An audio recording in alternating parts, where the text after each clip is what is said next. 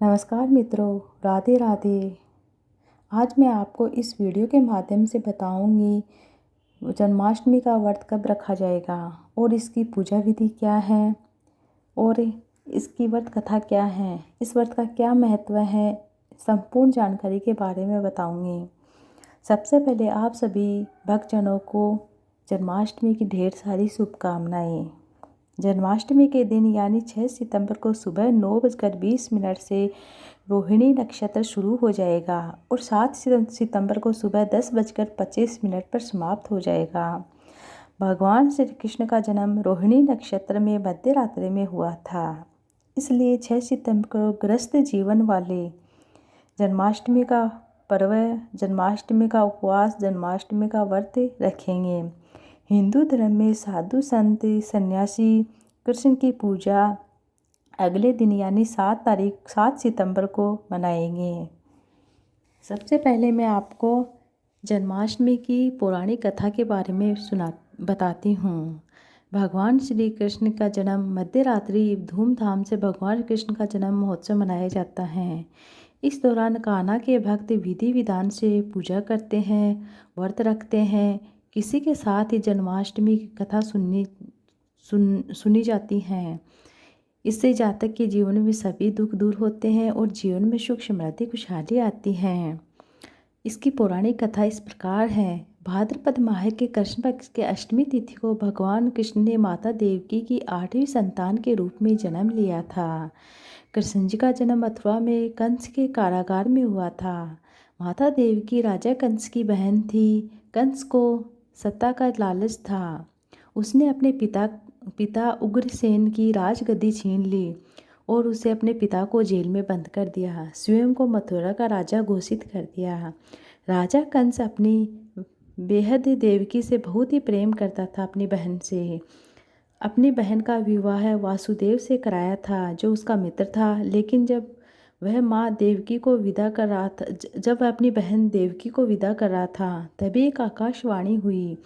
देवकी का 8वां पुत्र कंस उसकी मौत का कारण बनेगा। यह सुनकर डर के मारे उसने तुरंत अपनी बहन और उसके पति को जेल में बंद कर दिया, कारागार में डाल दिया। उनके आसपास सैनिकों की कड़ी पहरेदारी लगा दी। कंस अपनी मौत के डर से देवकी और वासुदेव की 7 संतानों को मार चुका था। इसके बाद भाद्रपद माह कृष्ण की अष्टमी तिथि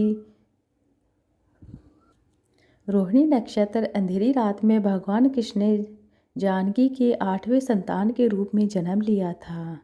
श्री कृष्ण के जन्म लेते ही कोठरी प्रकाश में हो गई। आकाशवाणी हुई। विष्णु जी ने कृष्ण जी के अवतार में देवकी के कोख से जन्म लिया। उन्हें गोकुल में बाबा नंद के पास छोड़ आए। उनके घर एक कन्या जन्मी है, उसे मथुरा कंस को सौंप दे। आकाशवाणी सुनते ही वासुदेव के हाथों की हथकड़ी खुल गई। सभी पहरेदार सोने लगे। कान्हा ने एक टोकरी में बाल गोपाल को रखकर सिर पर रख लिया और गोकुल की ओर चल पड़े। कान्हा को गोकुल ले जाने में वासुदेव को कई मुसीबतों का सामना करना पड़ा। यमुना नदी कृष्ण जी के चरणों को स्पर्श करने के लिए उफान पर आ गई थी, लेकिन चरण स्पर्श करने के बाद फिर से शांत हो गई। वह कान्हा को बाबा नंद ने यहाँ पास में छोड़ आए और गोकुल से कन्या को लेकर वापस लौट आए। जेल अपने आप बंद हो गई। उनके हाथों में हथकड़ियाँ लग गई। कन्या रोने की आवाज़ आई तो पहरेदार उठकर कंस को बंदी गृह आया। कंस को बताया तो वह बंदी गृह आया। कन्या को देवकी और वासुदेव की 8वीं कन्या समझकर उसे 8वां पुत्र समझकर उसे मारने लगा, लेकिन वह आकाश में उड़ गई और फिर से आकाशवाणी हुई। कंस को मारने वाला वह इस दुनिया में पैदा हो चुका है। बाबा नंद और उनकी पत्नी माँ यशोदा के कृष्ण जी का पालन पोषण अच्छे से करते हैं। राजा कंस के कृष्ण जी का पता लगाकर उन्हें मारने की कोशिश करते हैं, लेकिन कंस की सारी कोशिशें विफल हो जाती हैं। कृष्ण जी को कोई मार नहीं सकता। अंत में श्री कृष्ण ने कंस का वध किया। राजा उग्रसेन को फिर मथुरा की राजगद्दी सौंप दी। इस तरह से जन्माष्टमी की व्रत कथा पूरी होती है। अब जानते हैं जन्माष्टमी व्रत से संबंधित कुछ नियम। इस व्रत में अष्टमी के उपवास से पूजन और नवमी के पारण से व्रत की पूर्ति होती है, संपूर्ण होता है। इस व्रत को करने वाले को चाहिए कि व्रत के एक दिन पहले अर्थात सप्तमी तिथि से अपने नियमों का विधिवत पालन करे। हल्का शाम के समय हल्का या सात्विक भोजन करे। सभी ओर से मन और इंद्रियों को काबू में रखे। उपवास वाले दिन प्रातःकाल स्नान आदि नित्य कर्मों से निवृत्त होकर सूर्य, सोम, यम, काल, संधि, भूत, पवन, दीप्त, भूमि, आकाश, खेचर, अमर, ब्रह्मादि को नमस्कार करके पूर्व या उत्तर मुख बैठे। हाथ में जल, फल, कुश, फूल, गंध लेकर संकल्प ले।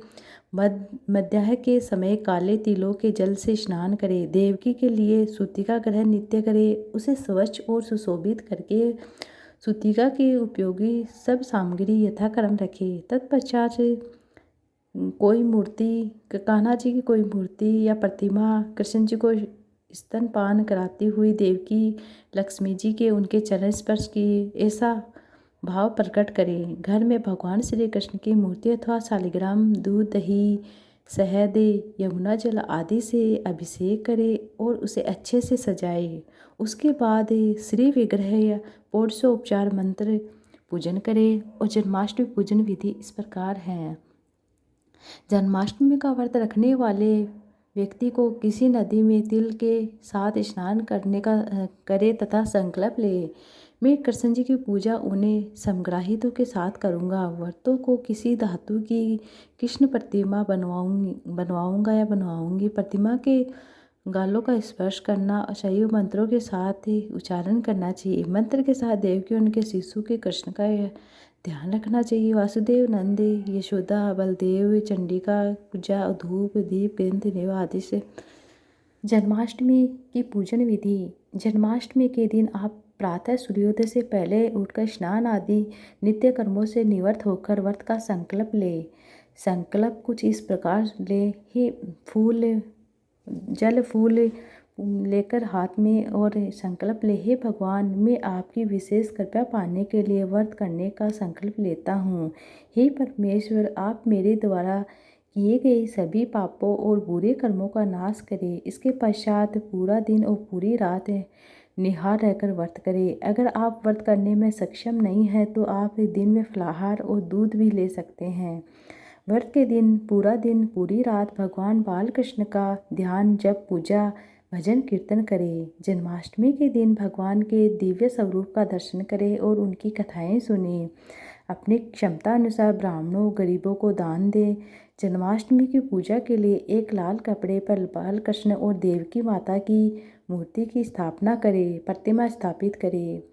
आप अपनी क्षमता के अनुसार सोने, चांदी, पीतल, मिट्टी की मूर्ति स्थापित करें। भगवान श्री कृष्ण के आसपास गांव, कालिया, नागमर्दन, गिरिधरण, वासुवध, असाधुवध, पूतनावध, गज, मधुरे में चित्र से सुंदर झांकी सजाई।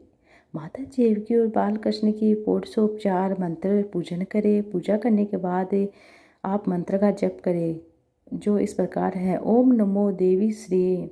पंचामृत से लड्डू गोपाल का अभिषेक करवाएं। भगवान को नए वस्त्र अर्पित करें। लड्डू गोपाल को श्रद्धापूर्वक झूला झुलाए। पंचामृत में तुलसी के पत्ते डालकर माखन, मिश्री और धनिया की पंजीरी बनवाकर भगवान को भोग लगाए। इसके पश्चात आरती करें। सभी भक्तों को प्रसाद बांटे। इस दिन चंद्रमा की पूजा करना भी शुभ माना जाता है। इस व्रत का क्या महत्व है? इस व्रत को जो धारण करता है, भविष्य पुराण में बताया गया है कि जिस घर में यह व्रत किया जाता है वहाँ पर अकाल मृत्यु, गर्भपात, विधवा, दुर्भाग्य, कलह आदि का भय समाप्त हो जाता है। जो भी मनुष्य इस व्रत को धारण करता है इस संसार में सभी सुखों को भोगकर मृत्यु के पश्चात वैकुंठ धाम में परम गति को प्राप्त होता है। जन्माष्टमी के दिन असत्य ना बोले। इस तरह से सभी शारीरिक इंद्रियों संयम में रखकर किया गया व्रत मनवांछित फल देता है। जो लोग पूजा करने में समर्थ नहीं हैं या अस्वस्थ हैं उन्हें सिर्फ भगवान कृष्ण का पूजन करके भोजन कर लेना चाहिए। जो लोग व्रत कर सकते हैं उन्हें रात्रि 12 बजे तक भगवान कृष्ण का जन्मोत्सव मनाया जाता है। अगले दिन सुबह स्नान करके पश्चात श्री कृष्ण की पूजा करने के बाद अपने व्रत का पालन करें। अगर कोई पहले भी भोजन करना चाहता है तो रात्रि की भगवान कृष्ण का जन्म उत्सव मनाकर प्रसाद ग्रहण करके पश्चात भोजन कर सकते हैं। भगवान श्री कृष्ण सभी पापों का नाश करने वाले श्रद्धा और नियम पूर्वक जन्माष्टमी का व्रत मनुष्य की सभी मनोकामनाएं पूर्ण करता है। इस दिन आप किसी भी मंदिर में जाकर राधा कृष्ण के मंदिर में जाकर भगवान कृष्ण और राधा को पीले फूलों की माला अर्पित करें। जन्माष्टमी में भगवान श्री कृष्ण की खास कृपा पाने के लिए विधि विधान से पूजा के पश्चात भगवान श्री कृष्ण को सफ़ेद मिठाई, साबूदाने की चावल की खीर का भोग लगाएं। ऐसा करने से आपको भगवान श्री कृष्ण की विशेष कृपा प्राप्त होती है। अगर आपको हमारा ये वीडियो अच्छा लगा है तो लाइक करें, कमेंट बॉक्स में राधे राधे जय जय श्री कृष्णा लिखना ना भूलें।